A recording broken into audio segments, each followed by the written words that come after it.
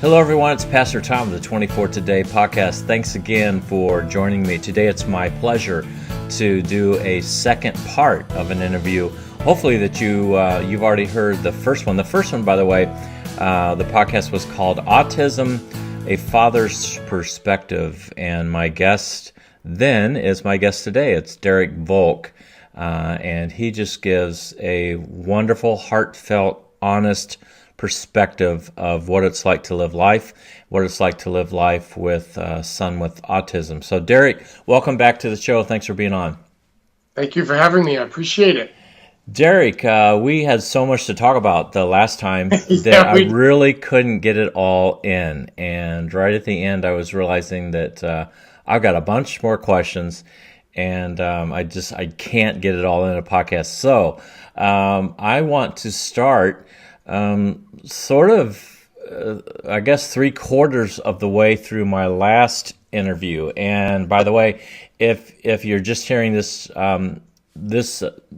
Derek, for the first time, I encourage you to go back and listen to part 1 so that you can get more of the background of what we're talking about. Autism, a father's perspective. Derek has a son, and I actually will hold a picture up for those of you that are watching on YouTube. This is Dylan, and Dylan is a wonderful young man, and he struggles with autism. Very highly functioning. He lives on his own. He actually does speaking engagements. If you want to look him up on YouTube, you can hear some of his things that he does. But this is a book that Derek has written, and it is called Chasing the Rabbit. So we talk about this in the first part of the podcast, but for new listeners, let me just ask you, Derek, again, what does chasing the rabbit mean? Chasing the rabbit is an analogy that I always used when talking about Dylan from the time, I think I came up with it when he was like 7 or 8 years old. And the analogy is that Dylan is like a greyhound, and the mechanical rabbit that the greyhound chases is normal. And so Dylan runs and runs, and he exhausts himself sometimes to try to catch the rabbit, but it's always just out of reach. Normal is always just beyond where he can get. And it's a tough way to go through life, having something that you want that bad be always just beyond what you can reach. So as we talked about in the first podcast, he is highly functioning, but he will never catch that rabbit. Correct. Yeah. And he knows that. Yeah. Now, one of the things I wanted to ask you about the last time was you and I talked about, actually your book talks about the TV show The Middle. Which is a funny show, and if listeners haven't heard that show or watched it, you gotta go and check it out. But on the show The Middle, there is a young boy, and his name is Brick, and Brick has something that is referred to as a tick. Can you tell me what a tick is, and actually then tell me how you noticed that? Something similar to that in your son? Well, tics are very common with autism. They're even more common with Tourette's syndrome. That's what they're usually associated with. And when Dylan was in first grade, he was diagnosed with Tourette's syndrome because he had a lot of tics. And sometimes those tics can be permanent, which he has some that are permanent, some light vocal tics that probably the average person wouldn't even notice. But we know that they're there. Some throat clearing and things like that, actually tics. It just sounds like he's clearing his throat, but it's actually a tic. And but those have subsided quite a bit. But when he was in first grade, he had some pretty significant tics. His eyes would blink a lot. He would stretch out his chin. He would do this stretching thing with his chin. They were very noticeable. A teacher noticed it and asked him told him to stop doing that, as if anybody would do that on purpose. I actually, on my radio show, probably 2 or 3 years ago, I interviewed a father and a son about Tourette's syndrome, because he was doing a walk. He was walking from Fenway Park in Boston to Hadlock Field in Maine, where the Double-A team of the Red Sox play. So he was walking from Fenway to Hadlock to raise money for Tourette syndrome awareness, and the boy was on the show as well, and he ticked throughout the show. He made noises. And I told everybody at the beginning of the show, get ready, because he's going to make some unusual noises that you're not used to hearing on the radio. Now, the famous tick that many people are aware of, the first time I heard about it was on LA Law, is the swearing, where people have a tick, and they all of a sudden will just yell a swear word in the middle of a movie theater or dinner, or it doesn't matter where they are, because it's uncontrollable. They can't control it. Dylan's tics were pretty much mostly facial, and they were transient, which means that they would come and go. Sometimes they would stay longer, and a new one would come on. So he was diagnosed with Tourette's syndrome at one point. He was diagnosed with just about everything at one point. As you read in my book, we call it the Diagnosis of the Month Club. Right. And I had there was an interesting experience that I tell in the book. It's funny now. It wasn't so funny then, where I had a sales rep who blinked a lot. And everybody noticed that he blinked a lot. But apparently he didn't notice that he blinked. So one day and he'd been working for us for quite a while, and his wife worked for us as well. So one day I was out on the road with him, because I own a corrugated box company, and I travel with my sales reps to visit customers. And I'm sitting there, and we were very upset about this diagnosis and trying to figure out what it was all about. So out of the blue, I said, I don't remember what name I used in the book, but I know I changed his name, so I'll just make up another name. I said, hey, Fred, you know that eye twitch that you have? I'm just wondering if anybody's ever diagnosed that as Tourette's, because Dylan was diagnosed with Tourette's syndrome. And he tightens his hands on the wheel, and he looks up in the mirror, and he's like, what do you mean eye twitch? What are you talking about? What eye twitch? And I thought he was joking, because it was so obvious that his eyes twitched all the time. And so I was like, are you serious? Do you not know that your eyes twitch a lot? And he says, well, and he's all worked up and looking in the mirror. I mean, if there was a shoe big enough to stick in my mouth, I don't think you'd be able to find it at that point. And so I then tried to, minimize his tics. Like, well, it's only occasionally. It's, no, not that. I'm sure most people don't notice it. I'm just hypersensitive to it. I mean, I can imagine him going home that night and telling his wife, do I have an eye twitch? And she'd be like, Aaron, he finally figured it out. But so Dylan's, they were challenging to watch, because he looked like he was in pain.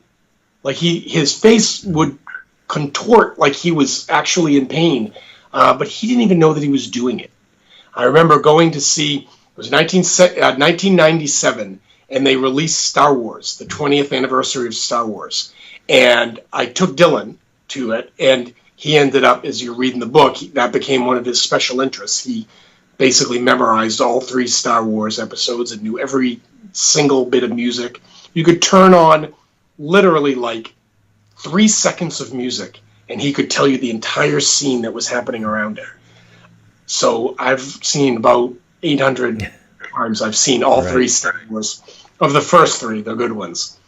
And he sat there during that whole movie, and he just twitched away, and it was hard. I came home very down, saying, oh my gosh, I mean, is this going to be the rest of his life? He's going to be doing this? And people with Tourette's syndrome can live perfectly normal lives. I have a guy I went to high school with, I was on the golf team with, and he had Tourette's syndrome, and he was the number 1 or 2 player on our high school golf team. And I know another guy, a friend of my uncle's, who's very, very successful, has written a bunch of books. I think one of them's on the shelf behind me. And he has Tourette's. So you can, and this Teddy boy that I introduced, earlier, he was on my radio show. He's a perfectly normal kid. His face and his voice do things that they can't control.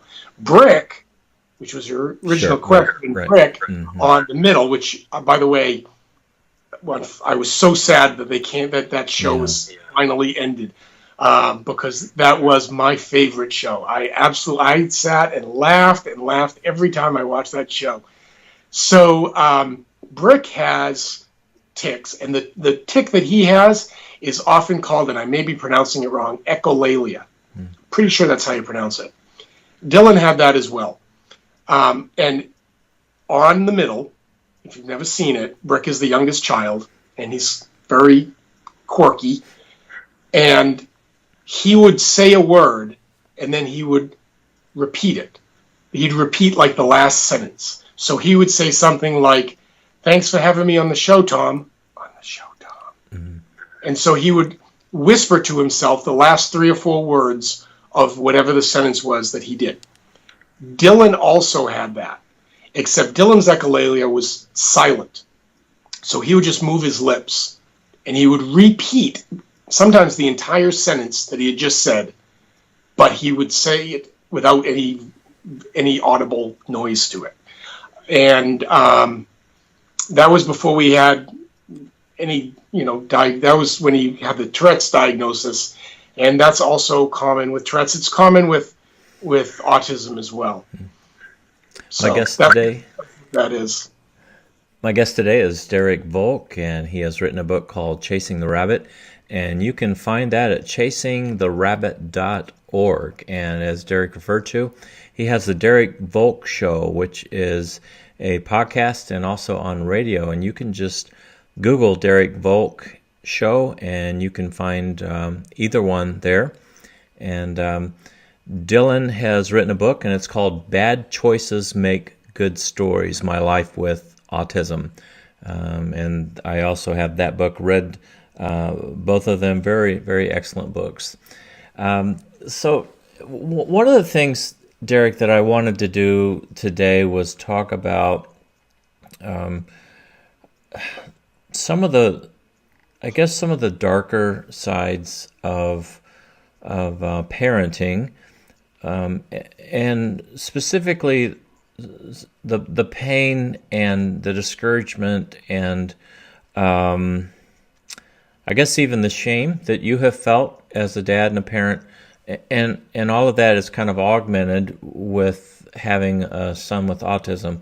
So let's get into that a little bit. One of the things that you talk about in your book is a story or an episode called Mother's Day Meltdown. Can you tell me more about that?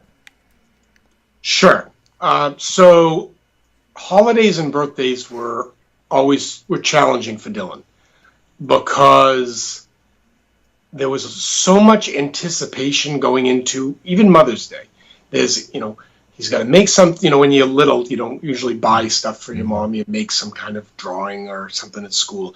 And there's all this build up. And oftentimes when you have autism, when you get something in your head, it's very hard to get anything else in your head. Mm-hmm. That's the way things are supposed to go. And as you know, and I know, Christmas, Easter, birthdays, they never go exactly like you want them to, right? Right. You always get the present that you didn't really want, or don't get the present that you really did want, or somebody's not that happy with the present that you bought. I mean, it's never perfect. Right. But in the movies and in the TV commercials and everything else, it's supposed to be this utopian event. Right? And so these kinds of things were very stressful for Dylan. Over time, as he got older and older, we really downplayed things like birthdays and holidays, so that anticipation wasn't there, because very rarely does the reality equal the anticipation of something like that. So On Mother's Day in 2004, Dylan had been, and it's a long story, but Dylan had been basically kicked out of the public school. He was going to no school really at that time. We're trying to kind of get him through the semester. He had been checked into a psychiatric hospital for a couple of weeks. We had spent probably 3 or 4 nights where we had to drive him to a crisis unit in Portland and tell them, we need help. You need to help us. We're in crisis because Dylan was so out of control.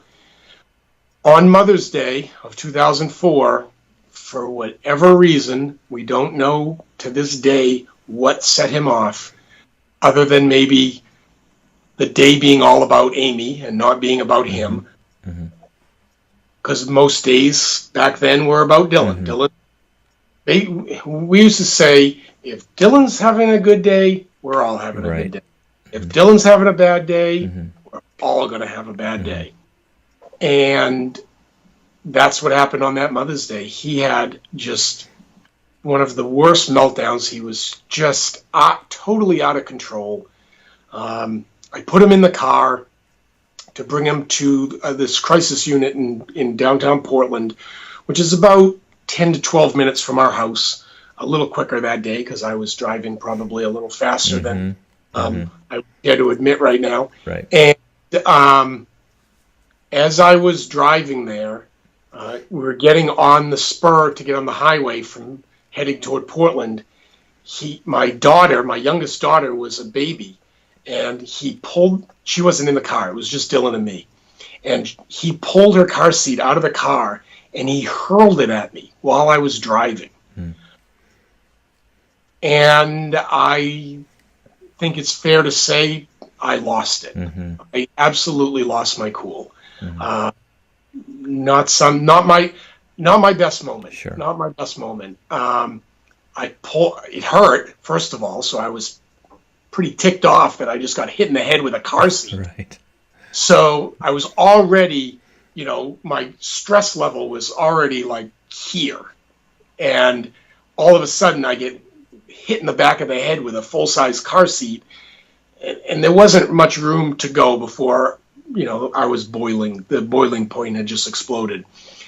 And I exploded. I pulled over right on the ramp. And I did something that I very, very rarely did, no matter how bad it got with Dylan.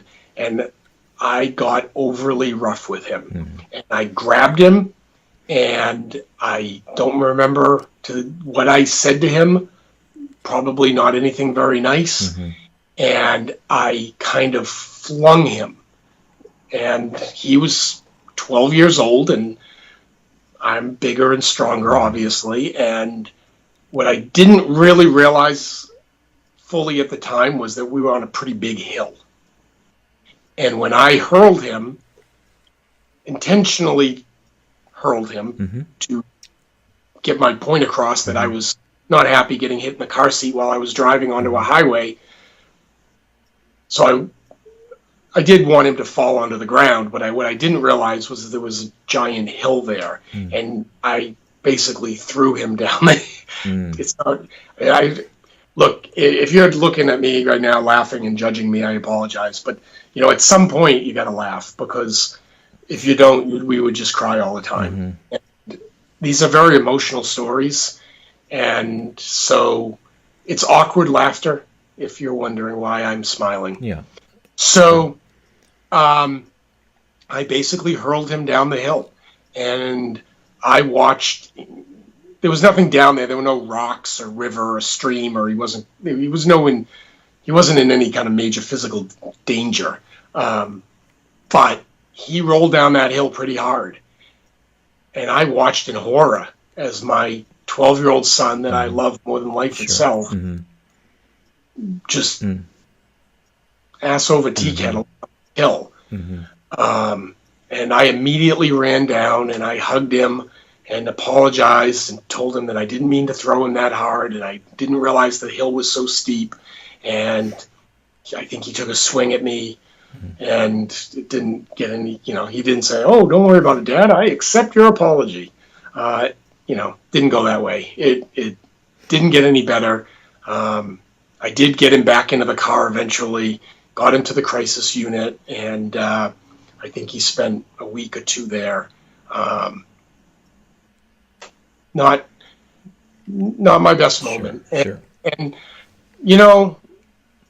I think that's what my book is really all about. Is this is what people go through. This is one thing I've learned because of Dylan. I've learned a lot because of Dylan. I've learned more than I can even begin to. You would need to interview me like 14 times to get me to tell you everything I've learned from raising Dylan. But one of the most important things that I've learned, that Amy, my wife, has learned, and that all three of my daughters have learned, is you can't judge people. You just don't know what they're going through. You have no idea what they've been through. You have no idea what they're going through. And they may seem like a complete jerk. They might seem like just a nutcase. You just don't know. I remember my oldest daughter does prison ministry. She's been doing it since she was 15 or 16. And one summer she went on a prison ministry tour where they went from the prison it was a youth facility in northern Maine that's since closed. And they hit every jail and prison all the way to Pennsylvania. And that was how she spent her summer, a good chunk of her summer. And then they went to Rikers Island. I mean, they went to like serious jails. And at one point, she told me that she met with a boy who was 16 who was in jail for life for murder. And I said to her, wow, what was it like talking to a 16-year-old murderer? And Mariah said, Dad, he's not a murderer. He's a 16-year-old boy who committed murder. There's a difference. I'll never forget that. It was very powerful. And I don't think that she would have had that perspective were it not for living and growing up with Dylan. She realized, the boy killed somebody.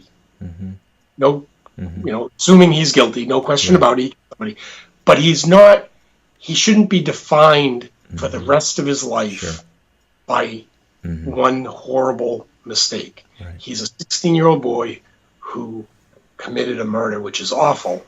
But the only way for him to ever make anything of his life is for him to not identify himself that way. And I think that's part of why people, when they read my book, it really resonates, especially with parents that are going through similar things, because there's no judgment in the book. I couldn't possibly judge somebody because I didn't do everything perfectly. I just didn't. Amy didn't. I didn't. We made mistakes. Hopefully, when people read my book, they'll realize that we made some mistakes along the way. And when they read Dylan's book, they'll definitely realize that we were not perfect, because there were a lot of things we didn't know about until we read his book. And so I jokingly, when I hand out Dylan's book to people, I always tell them to feel free to throw away the Parent of the Year application. I won't be offended if they throw their Parent of the Year application for me away. But despite that, I'm super proud of what Dylan has accomplished by writing this book. And I'm okay, and Amy's okay with a story about about a boy, but also about parents that we're just doing our best, and really, in a lot of cases, we didn't know how to handle what we were doing. Yeah, I can.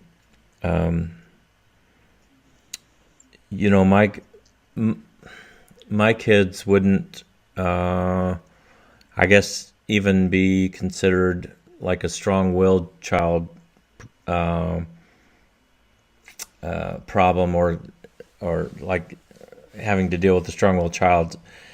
But yet I can remember those times driving down the road where I just had it, and I can remember doing the kind of trying to reach back, and while you're driving and swat the leg and whatever, just because I just was so frustrated. And then, don't make me turn stopping stopping the car. Over.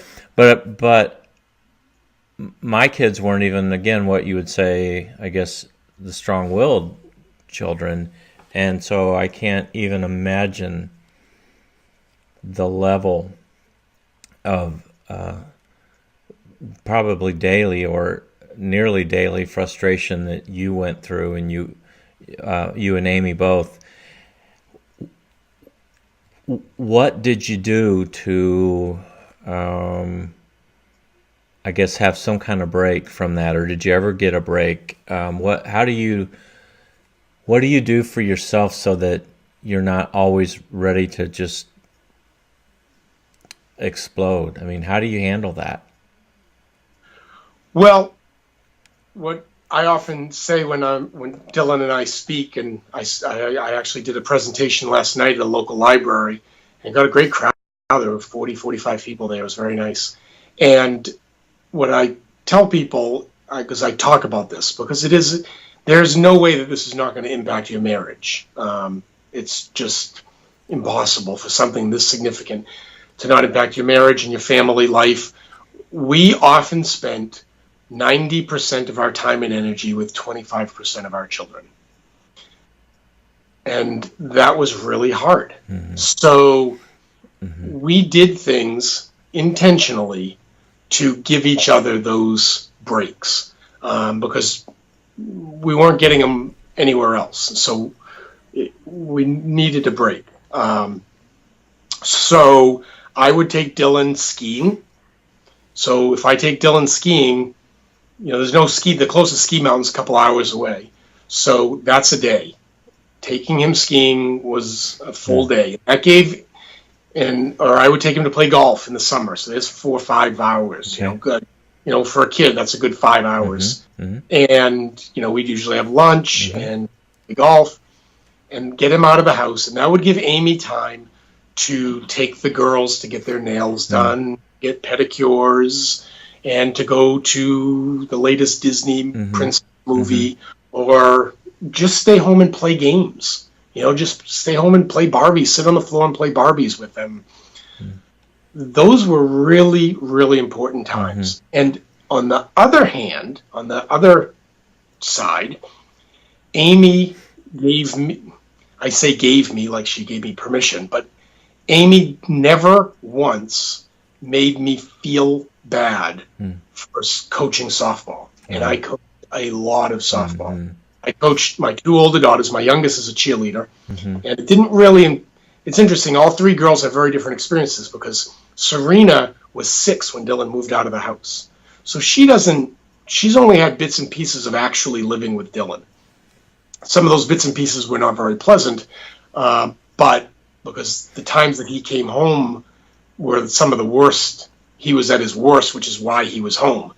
But so she doesn't have a lot of the same experiences, certainly, as my oldest, who lived, was 2 grades different, and was with Dylan in school and everything else.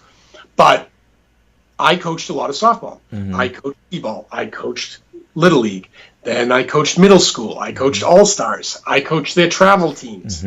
And all of those experiences gave me time to just be with that daughter. When I was coaching, granted there were 12 other girls on the team, but it didn't matter. I was with Mariah for 2 hours or 3 hours, sometimes more. At one point I was coaching 4 teams simultaneously.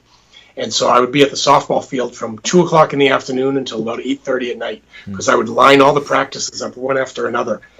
And those were some of the best times of my life, because I had all that time to just spend time with Mariah and Lily.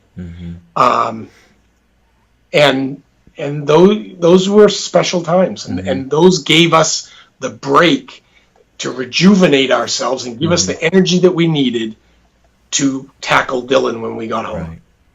So, Derek, you were an athlete, I'm sure, in school then, and baseball player and so forth? I played baseball, but not in only till high school, and then I started playing tennis. I became a tennis player. That was Okay. my main sport. But I've So, always been very active. yeah. So you envisioned, as all dads do, that your son is going to grow up and be a ball player, tennis player, whatever the case might be, and that didn't. I assume that didn't work out like you had envisioned it, and No.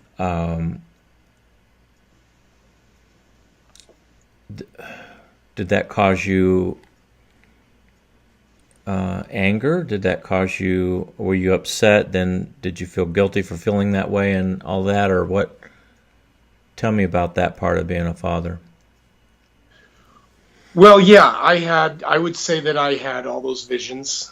Before Dylan even came home from the hospital, he had a set of golf clubs and a tennis racket and probably a baseball glove. Okay. Um, so, yeah, I had visions of that. My father literally walked into the delivery room with a set of golf clubs.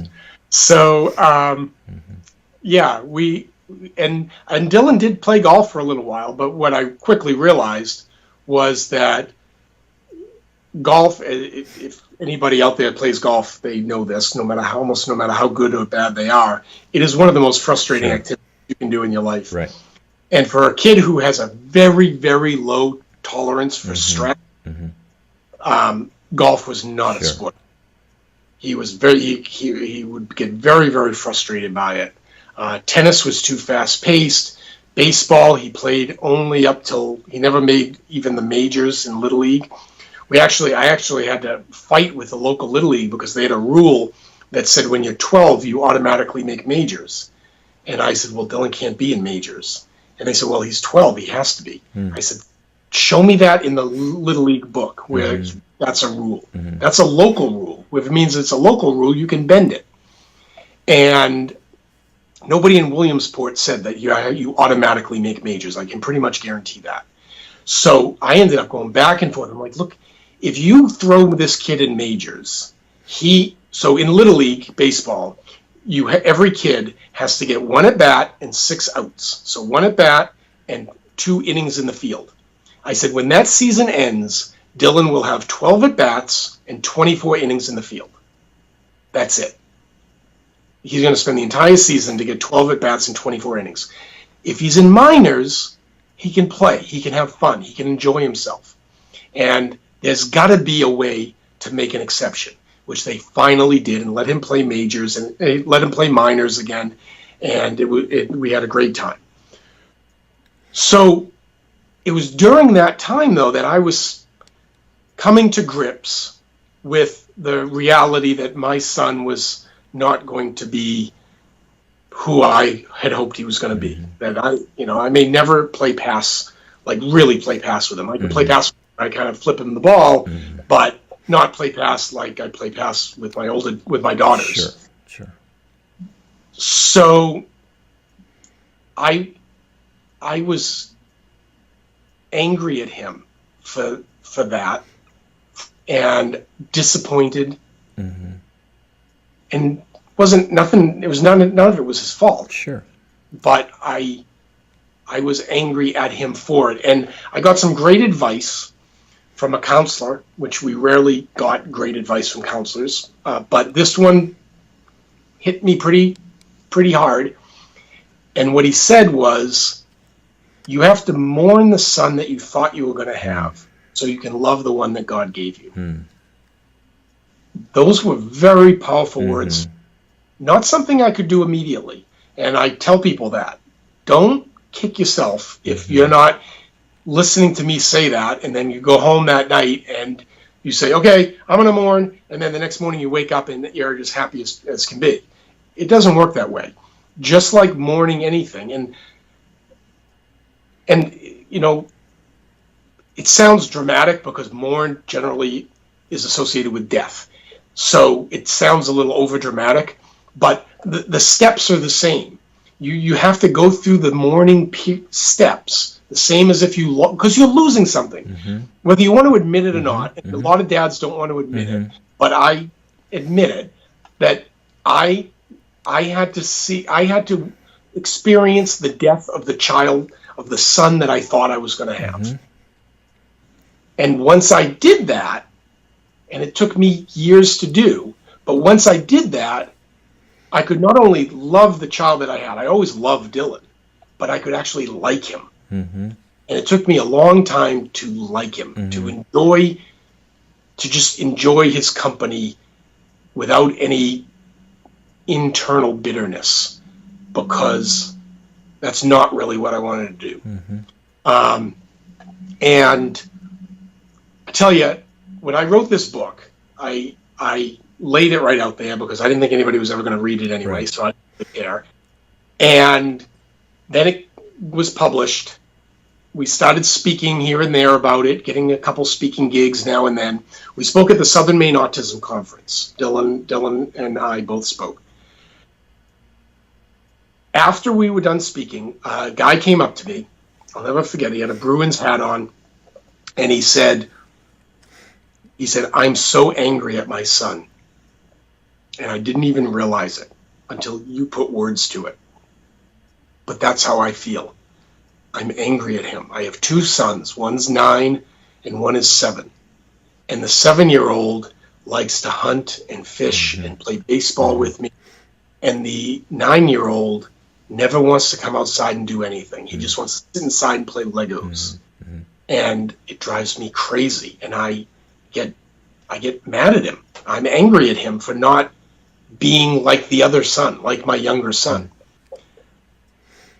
He said, and he had tears coming down his cheeks, and I said, "Look, don't beat yourself up." I said, "Look at it this way. Your son is 9. My son was 20, 22, somewhere around there, before I realized that I needed to do this, go through this process. You're way ahead of where I was. So consider yourself, doing really well." So he left. A year later, Dylan and my oldest daughter, were doing the keynote the following year at the Southern Maine Autism Conference, which, if you go on my website, chasingtherabbit.org, and go to the speaking tab, you'll see the tab that says Dylan and Mariah. If you know anybody on the autism spectrum, or you have a kid on the autism spectrum and they have a sibling, have them watch this video. Dylan and Mariah were unbelievable. So at this event, I went back, of course, and was in the audience while Dylan and Mariah did their thing. And at lunch, they wanted to have these different tables set up with different topics. So kindergarten, elementary school, middle school, high school, this, that. They set up different tables for different parents so they could talk about whatever issue they wanted. So they asked me if I could sit at a table for just dads, and I could facilitate a conversation. Sure, I'll do that, no problem. So I sit at this table that says dads only, and I sit down and I look across the table, and who's sitting there but that dad? Same Bruins hat. Oh my goodness. Same exact Bruins hat. And so I didn't say a word, but we went around the table and started introducing ourselves, and we get to him. And he says, "You may not remember me." And I laughed and I said, "I remember you." And he said, "Well, for the rest of you, I was here a year ago, and I talked to Derek after the presentation about the fact that I had to mourn the son that I thought I was going to have. And I did that. And now, on a beautiful day where the lake is just like crystal clear, and it's like the perfect day to go out and go fishing, I'll sit in the basement with my son and play Legos for an hour and a half, and I don't feel like there's any place that I need to be." Wow. Powerful. And that moment was the moment that I said to myself, I need to keep sharing this story. We'd only done 4 or 5 presentations, and I was like, this has got to go. I got in the car, and I turned to Amy, and I said, I never imagined that this book could have an impact on people like that. I literally changed this man's relationship Yes. with his son. Mm-hmm. And it was frankly, it was overwhelming. It was overwhelming, not in a happy sense. It was like, what do I do with this information I have, this book that I have, that apparently could have a major impact on people. And then as the book started getting more and more popularity and growing and getting more sales, I had people emailing me saying things like, "You've changed the entire dynamic of my family," or, "You saved our family from breaking up."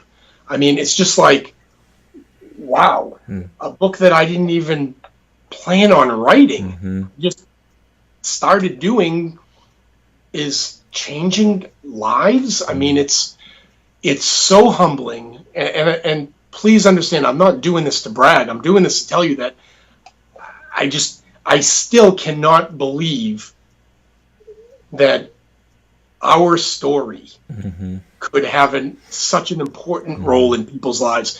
This thing I went to last night, one of the ladies that was in the audience told me that she brings my book to all the IEPs in case she needs to refer to something. So an IEP, if you're not familiar with that, is when parents and teachers get together to figure out the plan for the special needs kid. She brings my book to her IEPs so she can read them segments of it if they're challenging her on something. And I was like, wow, oh, okay, that's great. So it's why I really believe, because this whole thing started by me hearing God's voice telling me that I need to write a book about Dylan. Now, 3.5 years later, I believe with all my heart that everything we went through with Dylan was because my book was supposed to be written, and this book was supposed to be written, and we were supposed to be out sharing that story and being on the Pastor Tom Show. Yeah. Derek, thank you for sharing that. That's so difficult to share that with us, but I am thinking that there are a lot of parents listening to this right now that not only need to rethink the way that they're viewing their relationship with their child, but I'm also thinking that there are parents that need to make an apology. Can you tell me, do you remember the moment?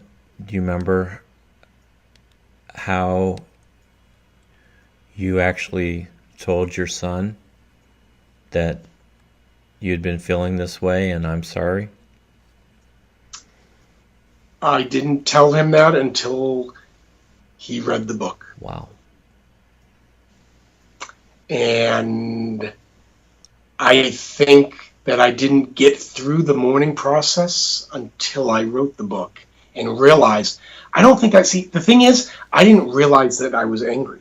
So I didn't realize that I had to apologize until as I wrote the book, and I'm writing this book, and I'm thinking, like, there's a lot of, and when I think back on these stories and I'm retelling them in the book, I'm realizing, a lot of the emotions were coming up. I mean, there were a lot of times I recorded the book and my daughter typed it for me.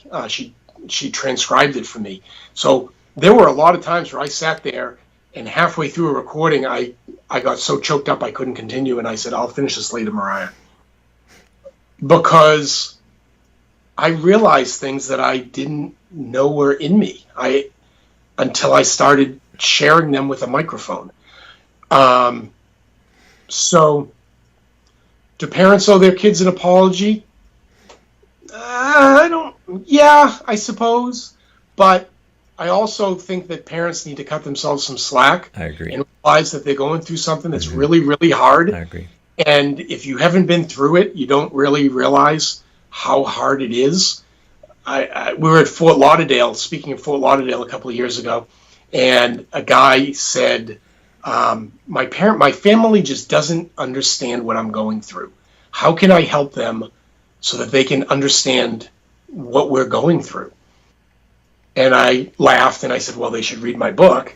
Mm-hmm. And after the little, shameless self-promotion, I said, look, I gotta tell you, you're not gonna like my answer.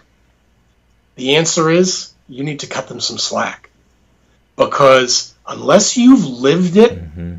you don't know. Mm-hmm. You can't understand how difficult it is mm-hmm. to go through having a child with a significant disability. And yeah, Dylan's high functioning, but if you read the books, you'll realize that doesn't mean that everything is just, well, you've read the books. I mean, things were. Yeah. And so, I'm not sure if parents necessarily owe them an apology, but I think that parents can start changing how that family dynamic is. We were at another presentation. This was in West Palm Beach, where my parents live, at their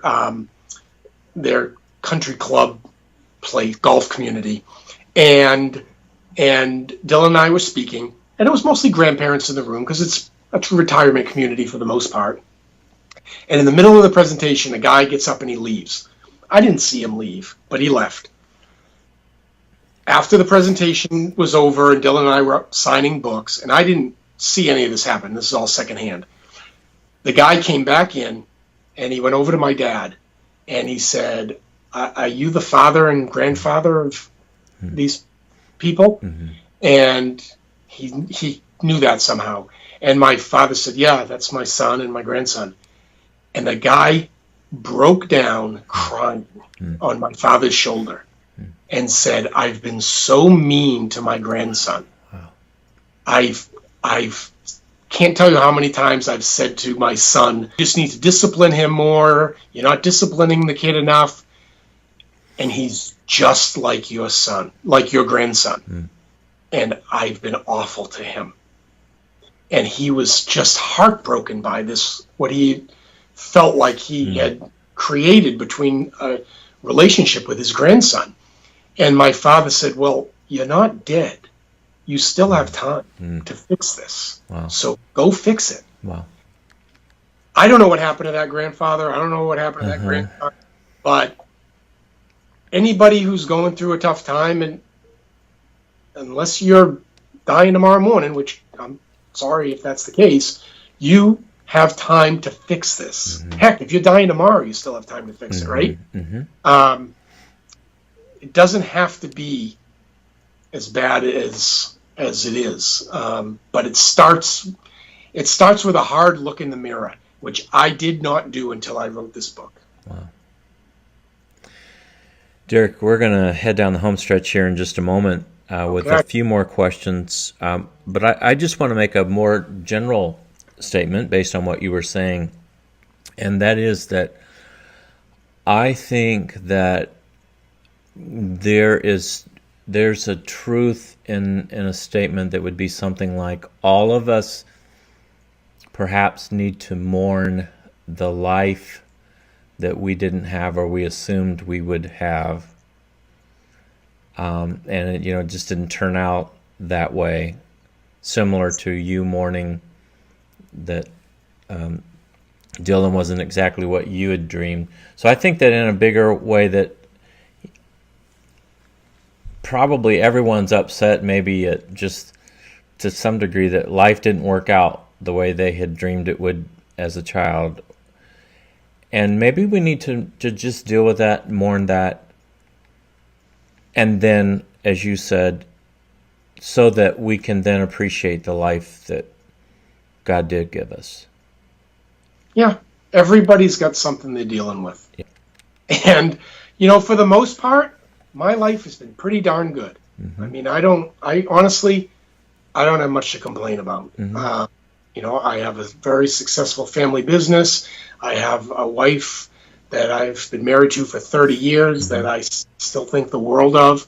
I have 3 daughters that are healthy. My son, as much as he's been through, he's healthy. He doesn't have cancer. There's so much to be thankful for. that while, yeah, we had some pretty tough times, in the grand scheme of it, life has been pretty good to me. Mm-hmm. Just a reminder, I'm Pastor Tom, and this is the 24 Today podcast, and you can find me at 24today.org.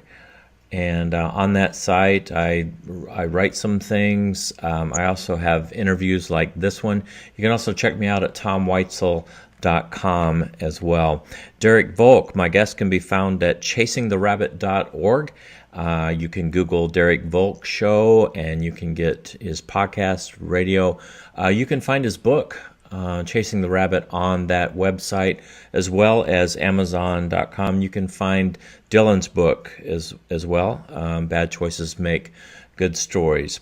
Derek, let's just go on for a few more moments here, but Sure. I want to ask you some really, continue to ask you some big questions, and that is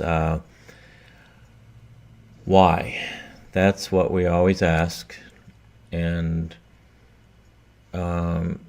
so why do you think God allowed this? Or do you even have a clue? I mean, you've already mentioned some positives, but why do you think God allowed your son Dylan to struggle this way? Well, I guess, that's a very, very It is. deep question about whether God allows things to happen, or whether free will and original sin cause bad things to happen. We don't live in Eden anymore. So why, I've never dwelt a lot on why Dylan has autism. I have a theory, which I write about in the book, that because of the way he was born, I think that he got brain damage at birth, and I believe that maybe there's maybe all four of my kids had the autism something in their brain, but it didn't fire for them. And when Dylan's brain was smushed at birth, it impacted whatever it is in his, because ironically, it's the frontal lobe that's most impacted by autism. And when Dylan came out, his head was like somewhere in like Kansas. And so that's the why that I believe, as far as why he has it. Why did God allow it? I don't really think that it works that way. I don't think God allows kids to get cancer. I don't think God allows 45-year-olds to get early set on Alzheimer's, or I don't think God allowed Lou Gehrig to die very young. I think we live in a fallen world. We live in a world that is fallen, and there's a lot wrong with this rock we're living on.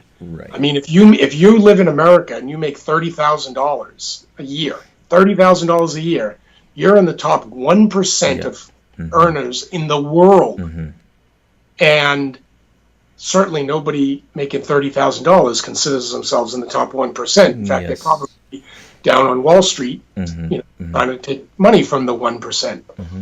So the question with Dylan and I were in Richmond, Virginia, year and a half ago, 2 years ago. It all blends in after a while, right? Sure. And we're sitting at dinner, and out of the blue, Dylan says, if there's a God, he must effing hate me. And I said, why would you? And Dylan grew up going to church. We took our kids to church, still do every weekend. And I said, why would you say that? And he said, how could God let me live this life? And I must have done something that I didn't, in another life, or there's something about me that he doesn't like, that he's just making me go through that I have to live like that. I have to wake up every morning, with this burden of autism. We had a pretty deep conversation from there about Dylan's thoughts on God, and it's actually in his book. He writes about it in his book. I think he writes about that exact conversation in Bad Choices Make Good Stories. So I'm going to leave you with a teaser there. Okay. But, when it comes right down to it, the way we look at it, glass half full, glass half empty, is God loves Dylan. Mm-hmm. God loves Dylan so much that there have been so many times where Dylan is just about to crash into the rocks. Hard, permanent, lifetime damage.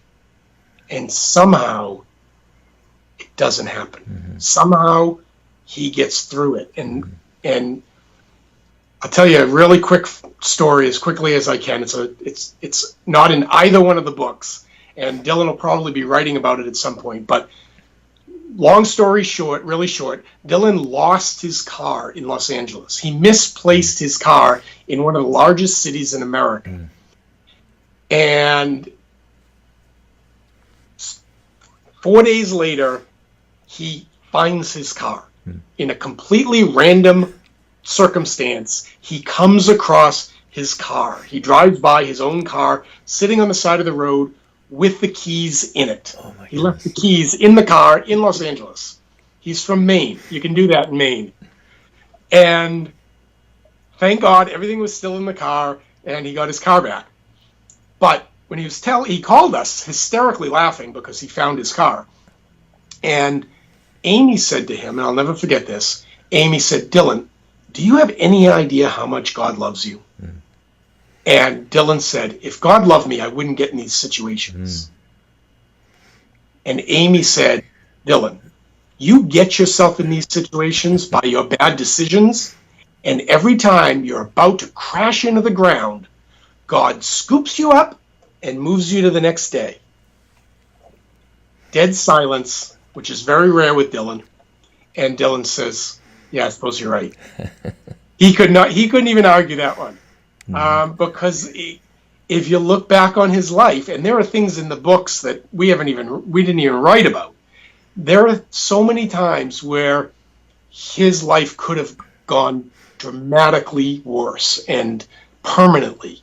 And somehow, some way, something happened that made it not happen. And we believe, and we talked about this at the end of the last interview, Jeremiah 29:11, yes. God has a purpose for Dylan's life, and it's a purpose for good and not to do him harm. And I think that this book, my book, or our book that Dylan and I wrote together, and Dylan's book, is a huge part of his purpose. And Dylan getting up on stage in front of hundreds and thousands, sometimes it's now been thousands of people, and sharing the most intimate details of his life. He holds nothing back. You ask him a question, he will give you a 100% honest answer. There is no filter. Sometimes good, sometimes bad. And I think that's a blessing from God. I don't remember if I said this in the last interview, but I always say when I'm speaking that if I'm speaking to 6 people in a library in rural Maine, or if I'm speaking to 600 people at a conference in Memphis, Tennessee, all I know is this one thing. There's somebody in that room that God put in that room for me to talk to. And God put me in that room to talk to that person. And for that reason, I'm glad I'm there. And I don't care that, and that could be one out of those 6 people. But I've never been to one of those 6 or 8 person events with like a local library where there wasn't somebody that really came up to me after and told me they really needed this. Right. And I believe that that's God. Yeah. Derek, one of your chapters is called "The Chase." As we close here, what does that mean? You talk about the chapter toward the end where the chase. Yep. That's that was my way. For years, people told me that I needed to write a book about Dylan. You guys need to write a book. You guys, people say that all the time, right? And I used to jokingly say, I can't write a book about Dylan until I know there's a happy ending. Mm-hmm. There is no ending to this story. Yeah. There's a happy ending in that Dylan's doing great. Right now, Dylan's doing great. Mm-hmm. He's living in Los Angeles. He's working. He's staying clean. Thank God. I test him every single week. I have him tested every week, which he's fine with. He knows he needs that accountability. And he's been 23 months now clean, which is an absolute blessing. Mm-hmm. So the chase continues. I guess it was my way to say, hang on, folks, this story is not over. Mm-hmm. And that was absolutely proven with Dylan's book, because my book ends with Dylan moving to Austin, Texas. Dylan's book tells you all about his life in Austin, and then all about his drug use and in his subsequent rehab and his arrest and all that we went through with that. And his book ends with him moving to Los Angeles. And I can tell you that since he moved to Los Angeles, we could probably write another book. So, the book constantly, 4 nights ago, Dylan called me from a parking garage. He lost his wallet, and he was in a parking garage with no money. He couldn't get out of the parking garage. So the stories they don't end. Even traveling around with Dylan, I come up with stories all the time. We were speaking to 1,400 people in Houston, Texas, and Dylan and I always get separate rooms because he's a millennial, so he likes to stay up really late. Sure. I'm getting old, so I don't. And so I had left the notes on his bed, and he didn't see them somehow, and that's a whole other story, which I don't know if I'll ever know. And we're sitting there as the commissioner of the Department of Labor of Texas, the big, gigantic state of Texas, is introducing us to 1,400 people. And Dylan does this. He turns to me and he goes, "You got the notes?" And I said, "No, I don't have the notes. You have the notes. I put them on your pillow." "Oh, I must have missed them." I'm like, "How could you miss them?" And he says, "Do we have time to go get them?" Now, we're all mic'd up and ready to go. And I said, "No, we don't have time to." He's literally introducing us right now. And so Dylan says, "What are we going to do?" And I said, "We're going to have to wing it." And we got up there and we just talked. I said, "Dylan, it's your story. You know your story. Just tell the story." And nobody in the audience knew that we had absolutely no notes. But I could write a book called Traveling with Dylan. Your book starts with this quote, and I'm going to end with this quote. It says, "Courage doesn't always roar. Sometimes courage is the quiet voice at the end of the day saying, 'I will try again tomorrow.'" Beautiful quote. That quote, and I told you before we went on the air, I heard, the book was just about done, and I heard that quote, and I turned to Amy and I said, "That's Dylan." Mm-hmm. Dylan is, if you read my book, Dylan is one of the bravest people that he gets knocked down over and over and over again. And somehow he has the courage to get up and try again the next day. And for the most part, with enthusiasm. He amazes us with that. I think anybody that reads, so if you go on our website, if you go to Volk Books, VOLK Books, Volk Books, you can buy both books, my book and Dylan's book, and you can get them. They're $20 each, or you can buy them as a package for $30. So you can get a discount by buying both books. Is that volkbooks.com? Yep, volkbooks.com. Okay. And of course, it's on Amazon and Kindle if you want it that way too. Yep, and listeners can find him at chasingtherabbit.org, and also Derek Volk Show. You can check that out. Derek, thank you so much for spending this time. Not many people share what you have shared, and especially the honesty of just the struggles of parenting. And I know that parents from all walks of life and raising children in all sorts of circumstances will relate to what you said. So I want to thank you for the encouragement that you've given them. Well, thank you for having me on the show. It's been an honor. My pleasure. And again, listeners, would you do us both a favor? Would you click like? Because what that does is it helps, like in the Google searches and all that, it helps this to go further. If you would click like, if you would comment on it, which is another way that it helps this message to get out further. Subscribe to the channel, the podcast, wherever you're listening to this. Check Derek out. Check my sites out, 24.org, tomweitzel.com. Thank you again, Derek. And just a reminder to everyone that there's still time left in this 24-hour period to live life today. Amen.